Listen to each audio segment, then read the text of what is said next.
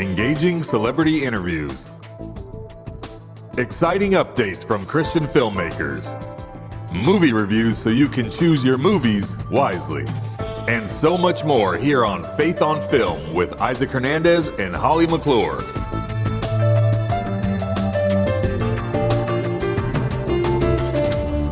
Hello and welcome to this episode of Faith on Film. So grateful to have you join us today. I'm very excited for today's show because we have some very special friends with us. Holly and I had an opportunity to spend some time with two dear friends who have produced a very funny movie called Empty Nets. Now that movie will be released soon, and they will be here today sharing all the behind-the-scenes secrets with us. Nathan Blair is a creative with over 10 years of design and film experience. He's a writer, producer, director, as well as a DP, editor, and even an actor. And yes, I've seen his acting, and he's terrific. He is also the founder of Kingdom Sight Studios. As to Leland Klassen, having toured all across North America for nearly 2 decades, Leland's credits are many and diverse, including appearances on Just for Laughs on the Comedy Network, CBC Television's Halifax Comedy Festival, Thou Shalt Laugh on Netflix, as well as hosting numerous specials and series. Let's take a look at the teaser trailer to Empty Nets, and then we'll hear from Nathan and Leland.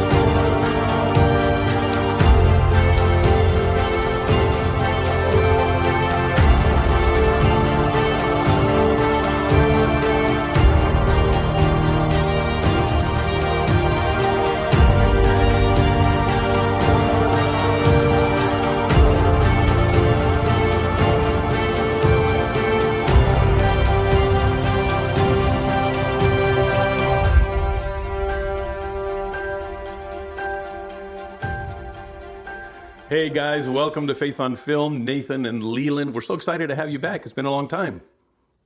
It's been a while. Yeah. Great to be here. Thanks for having us. So listen, let's start off at the very beginning here.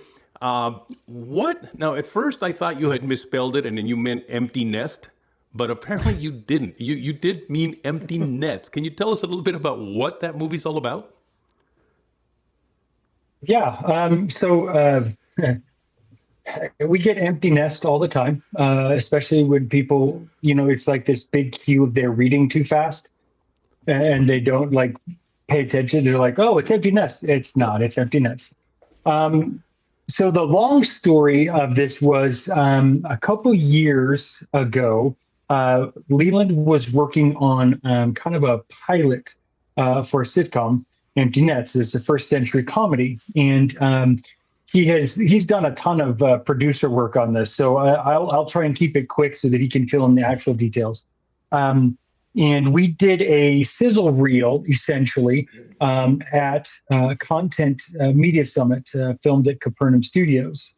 And it was just meant to kind of give the tonality of what Leland was working on. And I was fortunate enough to be able to be there and kind of direct it and come alongside him on that. And then we were editing it and we needed a name, and kind of threw a couple different things out there. But Leland's funny project just didn't have the ring to it as like an actual name. So I was pushing for that. I was really pushing for that, but You were. yeah. So I threw out Empty Nets, and it stuck, and it kind of encapsulated everything that the film was about. And so that little sizzle reel became a feature film, a comedy, a period piece, and it'll probably be better if Leland kind of describes the character, because that was kind of his brainchild on that one. The character. By the way, let me just add this to the story of the name. We were going back and forth on names because we got to have something, Leland. We got to have something. And I was like, yeah, I don't know. And we both threw out some ideas. And I had to go to the bathroom. I was trying to get it solved before I had to go to the bathroom. And I was like, I can't. And so I left. And it was a great relief. And then I came back into the room. And then what do I see on the top of the thing was Empty Nets. Nathan put this, and I was like, oh, I love that. And it was another relief. So that's why it's stuck in my head, that story. And it's a first century comedy, right? This is taking place first century. Okay. It's a first century Galilean comedy. That old genre. But we shoot it at you've probably heard of the Chosen, obviously. The what? The Chosen. Yes, the Chosen studio. Yeah, you shot it at Capernaum Studios. It's not the Chosen. That was I had a joke all lined up for that, and you guys both took it in two different directions. I couldn't get the timing right. It's okay. We did it as Capernaum Studios, the first. And here's the thing: I was heading to. Here's how the series idea got birthed, and then I'll tell you how we got to the feature film. I was heading to Content to do the festival there, as you know, and I was just thinking about the studio, and I was like, how else do you use this unless you have a Jesus movie? Like, there's got to be more things, maybe Afghanistan war. Like, how else are you using?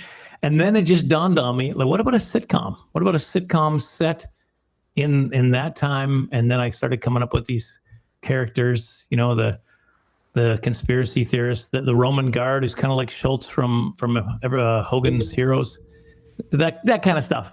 And then I had reached out to Tim Shields and I said, do you want to? What if we shot something at the festival while we're there? And which, by the way, they do every year now. I don't know if they're going to do it this year because they need Nathan to do this. So when they said yes, I immediately called Nathan. You'll find this is a common thread in all my stories about this. I immediately called Nathan. Hey, what do you think of this? And then he put that whole thing together. I didn't really produce that at all. If we're getting down to the gritty, I didn't produce that thing at all. Nathan did. But did a great job of it. But it was a series that we were pitching, and we never really got anybody jumping on the bandwagon for the series. So then I reached out to the Tim Shields and Tammy Lane at Capernaum once again, and I said, "Hey, what if I came up with some, cash for the first part? Would you invest your studio space on the other side, like the resources, the studio space, the props, the wardrobe, all that? Would you invest that in?"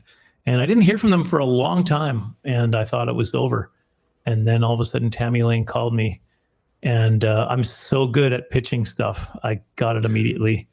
Do you know how the conversation went? She goes, so I hear you need the studio for a couple of days in January. I was like, no, it would be like the whole month. Oh, okay. But do you have a distribution deal? And I was like, I'm sorry, I'm just getting choked up thinking about it. And I said, no, I don't have a distribution deal. And she said, well, do you have a script? And I was like, no, I don't have that either. Excuse me. And that's when she said, yeah, all right, let's do it. Yeah, this movie was, it had its difficulties, to say the least. We had two choices in terms of timing to shoot the film, January or like July. And Leland and I, not being from Texas, assumed that Texas was going to be warmer in January than other places, and then it would be miserable in July. So we were like, let's choose January. It'll be like 60. That is not true at all. It's very cold in Texas in January. And it's worse because it's the humidity level there. It's like trying to walk around floating ice all the time. Yes. It's just not real great. And then to add to it, we got this unseasonably, I'm told, cold snap that ended up freezing all of the pipes. It was like all the outer buildings started to freeze, and so everything just slowly moved to the center hub, and we were all hoping that we weren't gonna, be frozen out forever. We started a big fire, tried to make the most of it.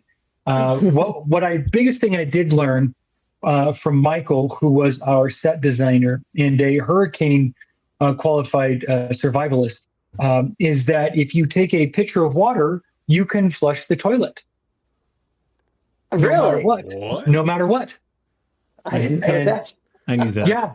But so we had taken and broken up the ice at Capernaum. The main house there has a pool, and it had frozen over. And so we had broken up the ice so that we could get to the pool water. And we were taking buckets of water to the bathroom so that we could continue to use the restroom. And I was like, this might be the end of it. And to my cast and crew's credit, they were like, no, we can make this happen. And I will say this. Gio, who plays Laz, was awesome with that.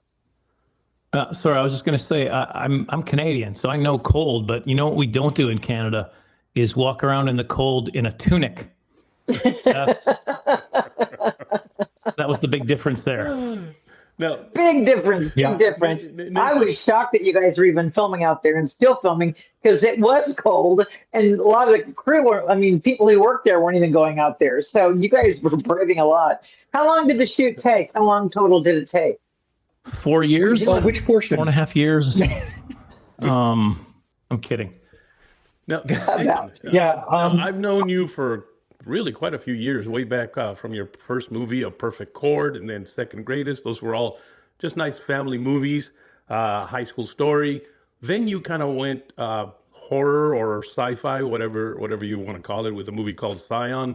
Thriller. And then you met Leland at an ICVM conference, and you went to comedy. Is he kind of taking you in a road that you had never really expected to take? And how do you like it? Actually, comedy is probably the easiest thing. Even in my other films, there were a lot of comedic moments that I enjoyed. I think A High School Story is a comedy. Being able to work with Leland has been, it's been nice to have somebody else to bounce the comedic thoughts off of, somebody who's really good at it, who's spent a career learning comedy and putting that to use. And so I think between Leland and I, we end up, the story usually goes, Leland has this really great idea. He says, okay, I'm really desperate. Who can I talk to? Nathan's also really desperate. So I'm going to go to Nathan, who's the only other desperate person I know. And in that process, he goes, here's the story idea. And I'm like, oh, that's great. Let's do that. And then by the time we're done massaging the story and working on the script and all the parts and pieces, there are times I'm like, I don't remember who kind of wrote that line. I just know it's really funny. It came out really, really well. I always find it interesting when people ask Nathan about comedy, because Nathan is, see, I'm a comedian and that's all I do. Nathan is also a comedian. But he also knows how to produce and is very talented at filmmaking. So he's got all the tools. So that's why I go to him every time I I have a project that I want to do. I'll go to Nathan and say, "What do you want to do? Let's do it." Which one of you wants to give a synopsis? Because we still haven't heard what the movie's about. So tell us what the movie's about and be the main character and what. Let us know your elevator pitch. Oh goodness! I'm going to give that to Nathan. See, this is why I call Nathan. Yeah. So Empty Nest is a first century comedy about Matthias, who is a brilliant but mistimed inventor. And he lives in Jerusalem, a suburb of Jerusalem, actually, about the time of Christ. And trying to keep his struggling business alive, he takes a loan from the wrong person. And then when that loan needs to be collected, he needs to get out of town with his wife. And fortunately, an uncle that he didn't really even know he had dies and leaves him his fishing business in the town of Copernic. Let's just get that right. It's Copernic. Yes, that's the proper name. Watch the movie, you'll understand why. It's really funny. Inside the movie, it's great. We're at the same time period, but we're not using a lot of the same, because I'm trying not to. We're trying not to blaspheme anything or anyone. It's Copernic is where they go. Named after the false prophet Nick. Let's just leave it at that. And then what happens? What's the drama? Does anyone chase after him, or like what's? It's funny, but what? Okay. All right. Naturally, yes. The troubles follow him to Copernic, even though he's trying to run from it. The good news is in Copernic, he meets a whole bunch of new friends, some very quirky, a Roman guard who is quite hilarious, a best friend who happens to be a conspiracy theorist and questions the existence of birds. And as the troubles find him, his new friends help him to kind of stand up to this bad guy. We have to mention Mara, his wife, who is Olivia Mayne was probably one of the most awesome blessings of this whole thing. She was amazing, truly talented, up for just about anything. Like Leland said, they're in less than ideal wears for Texas winter. She was one of those people who was like, yeah, we can do it again. I felt bad asking for another take because they're freezing to death and there's nothing I could do. We had one moment where the cast is in their togas, essentially, right? And you could just turn around and you see the crew and everybody's in 18 layers. Everything is covered. We're barely I've got the gloves that are touch sensitive so I could use the camera. And our crew and our cast is just standing there freezing, trying to pretend like it's, the Middle East and sunny and warm. And Olivia was one of those blessed creatures that just always had a smile, was always up for everything. And her character as Matthias's wife, she played it so very well. There was this balance between being annoyed, but still absolutely loving her husband and getting along with him. And that's a very tough line. And she did it flawlessly. She took notes from my wife. That's how she. By the way, it's incredibly hard to look like you're in a hot climate when you can see your breath. So we had to be careful on how we talked sometimes on a few scenes because it's like. At least the first section, right? Yeah. The second section of filming, the breath wasn't the issue. That was our May shoot was much nicer than our January shoot. Mm-hmm. That's right. Now, you mentioned Trouble following him. Trouble really seems to follow Leland, because Leland, now, I remember I had you hosting the ICVM Crown Awards like a year and a half ago, thanks. 2 years ago, and you came in with your arm in a cast. Right. Now, did that happen during the filming of this movie? Listen, I do all my own stunts, and sometimes it's dangerous and people get hurt. This particular day on set of Empty Nets, I wasn't in the stunt, but I was stunt adjacent, we'll say. And it's funny because I see where it broke immediately, like when we are going over the footage. I'm like, right there's the moment. We were. I was an idiot. That's the only thing I could say about this one. We were pulling a guy. It's a long story. You have to see the movie, but I was pulling a guy.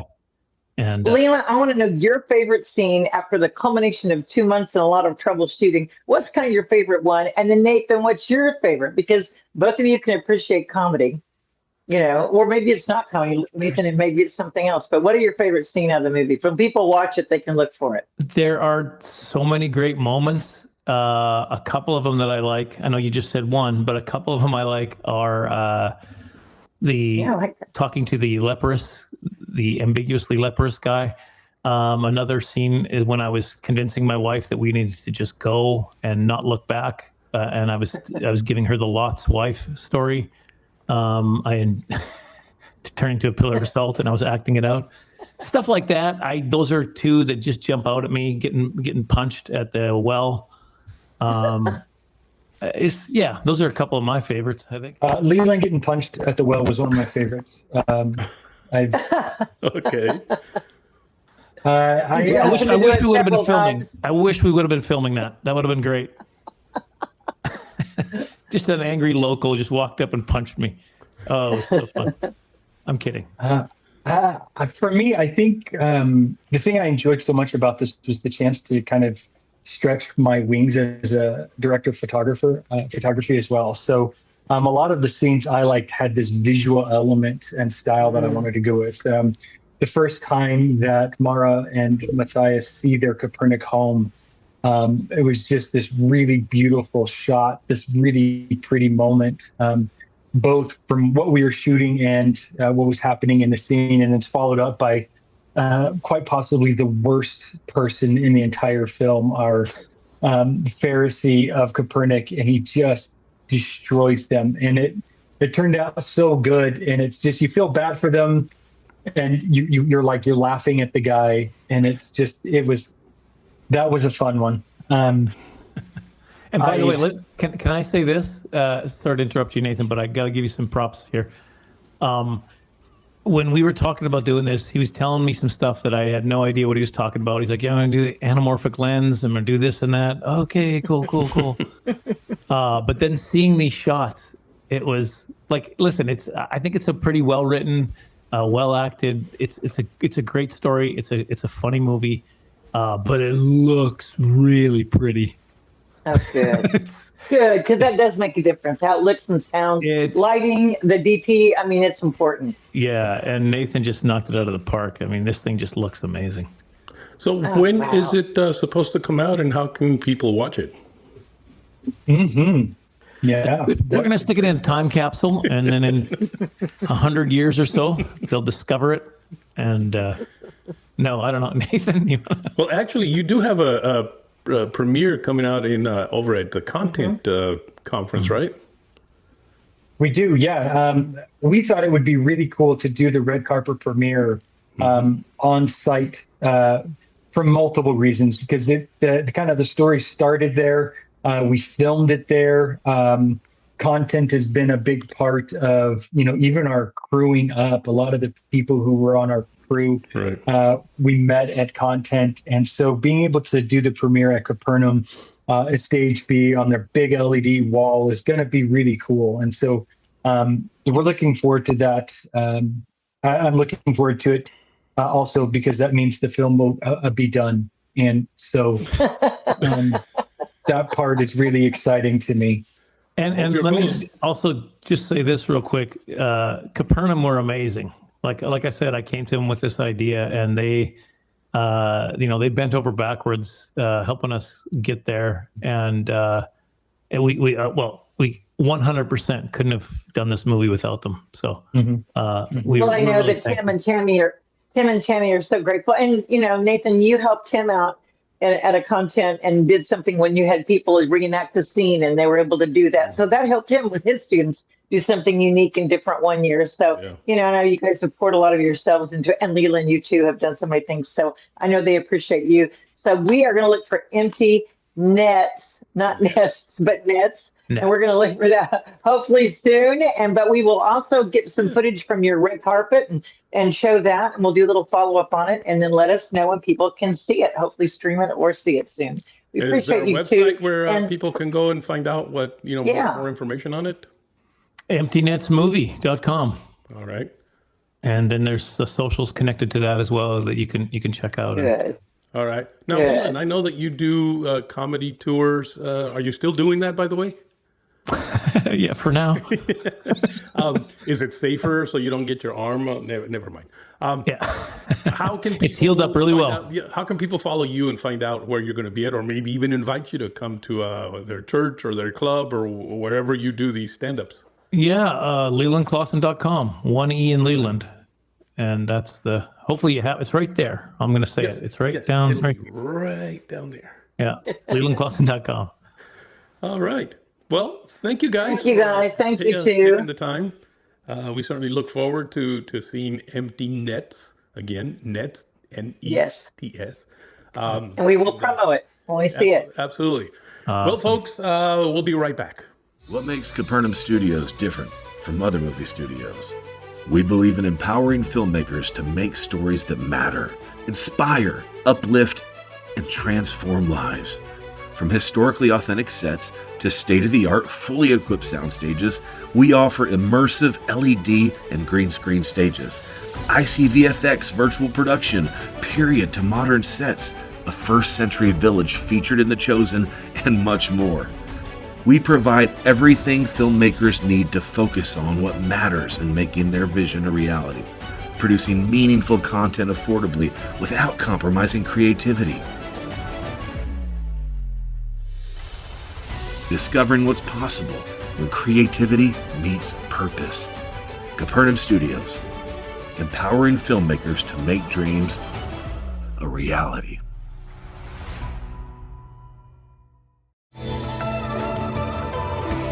What do we have to gain?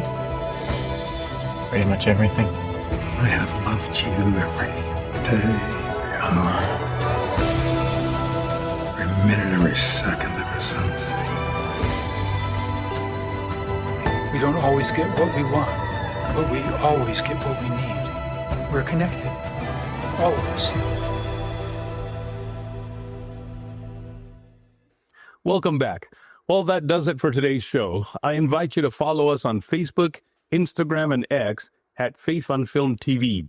Also, do visit our website, faithonfilmtv.com. That's faithonfilmtv.com, where you can learn more about Holly and I, about our vision for this show, and links to all of our previous shows, as well as many reviews and interviews on Hollywood movies through Holly on Hollywood.